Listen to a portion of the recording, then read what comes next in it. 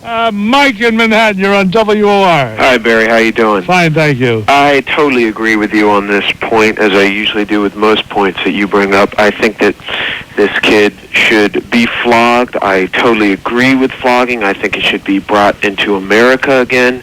It's the kind of punishment that made Germany great in the 30s and the 40s, and we should bring it back to our country. What do you mean it made Germany great in the 30s and 40s? Well, you know, their streets were safe. I mean, you walking around in Germany in the 30s and 40s, you were a safe person, and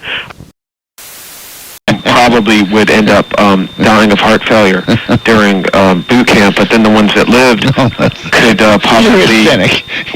You're a cynic. No, I think it could actually work. I mean, you know, a lot of those. Why do you want to kill those people at boot camp? That's not nice. No, it's not nice. But you know, they're going to die anyway. Come on. The ones that live. Hey, I hope you're putting me on. I hope you're not serious. Listen. Can I ask you a question? Sure, you can ask me a question. Why is it okay to send 20-year-olds off to war and, you know, not 80-year-olds? I mean, well, first of all, an 80-year-old isn't capable of going to war. A 20-year-old who is... I disagree. We have a volunteer army. Hey, if they can hold a gun, they can be in the army, and if they're American citizens, it doesn't matter. John in Manhattan, you're on WOR. Hi, Barry. How you doing? Fine, thank you. I love your show. It's the best. Thank you.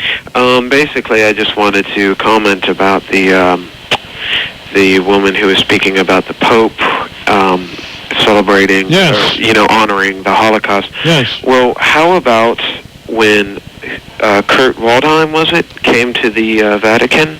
Yes. The Pope welcomed him with open arms. And the Pope has been known throughout the past to have been mingling with some very shady people. I myself lived in the Little Italy section of Manhattan about 7 years ago, and I myself was walking down Mott Street one day, and John Gotti got out of a limousine, and I definitely saw Pope John Paul II in the limousine. He was with John Gotti. You drink too much. Jeff and Queens. That's what they believe. They believe that we're fools. Let's continue. Joe in Manhattan, you're on WOR. Hello, Barry. Hi. Hi, I love your show. Thank you. I'm calling because I have to express my my sheer discomfort with NAFTA. I feel NAFTA is really going to bomb, and I'm really worried about me and my family. What do you do? I'm worried that I might lose my job, and I don't know exactly... What is your job? Well, I sell pretzels on 23rd Street. Uh-huh. And I've been there for 5 years. I'm happy. I'm selling pretzels. I'm putting mustard all over the pretzels. I give it to my customers. I sell them soda. What's going to happen after NAFTA? NAFTA. No, NAFTA. I don't think there's any problem with your pretzels. Dr. Wilmer? Hello? Hello? Doctor? Are you there? Are you there? I think we lost the caller. Great. Yeah. Hello. I think the pretzel salt has gone to his brain. Why shouldn't it be legal over here? Because I don't think it should be legal. Why not? That's not an answer. Sir, it's an answer because I feel it's an answer, okay? I don't believe in the man-boy love association. I think it's a perversion, and I don't believe in perversion. Okay? Well, that's great. Thanks a lot. Yeah. And there he puffed up his skirt and gave a toss to his wig, and off he went into the night. Listen, am I out of time? Yes, I'm out of time. I'll see you tomorrow night. Perhaps we'll have another scintillating program, and we'll talk about airports and man-boy love and schmucks. Thank you and good night. Sam in Manhattan, you're on WOR. Sam? Hello? Speak to me, Sam. Hey, yeah, I think that last caller had a really unrealistic view of what we should do. I mean, we don't have the kind of power to take up all the guns. I think that you have a better idea about just putting more cops out on the beat. Well, I got a better idea than that. My idea is for the criminal to not know when he climbs in a window or goes to mug somebody that person that he's about to mug or rob might have a gun. That's the greatest deterrent of all. I agree that is a good deterrent, but there was also a more extreme deterrent by a congressman in Connecticut. Who's that? Edward Fox. He came up with this plan to do what they do in the Middle Eastern countries: cut off the hands. Cut off the hands. Okay. Yeah, that's pretty funny. Yeah. Mr. DeSantis, I think... as it gets later, he gets sillier and sillier. At midnight, the hobgoblins come out. Yeah, Barry? Yes. Hey, I live in Manhattan now, but I didn't grow up here. I actually grew up out in Colorado, and I was just saying, well, there were people. It's hard to say because there are. I think that sometimes the gun laws protect you from yourself.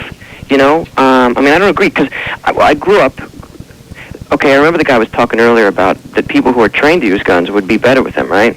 But I hunted all the time with my dad when I was a kid. We always went hunting, but I had trouble, a few years ago, and had some trouble. We were with a gun and kind of hurt my brother. But I spent time and I've gone through evaluations, and I guess it's manic depressive. But Dr. Williams said that it's better that I don't have a gun. Okay. Thank you. Frank in Brooklyn, you're on WOR. King Tanya, Sam in Manhattan.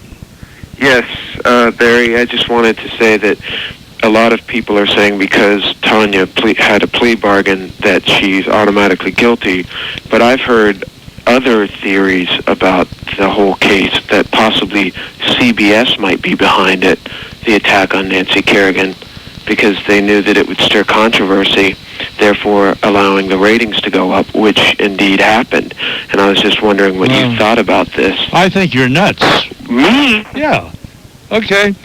Patricia, you want to say anything?